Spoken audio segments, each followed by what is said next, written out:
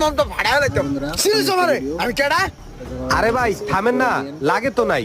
রোজা রমজানের দিন একটু ধৈর্য সহ্য করে চলেন। ওই মেয়ে আপনি আবার কোথায় গোনাইছেন ওকালতি করতে লিগা আবার ঠিক মারাও ধরছি লাগলে কি আপনি দিতেন মিয়া আরে ভাই থামেন না, লাগে তো নাই ভাই।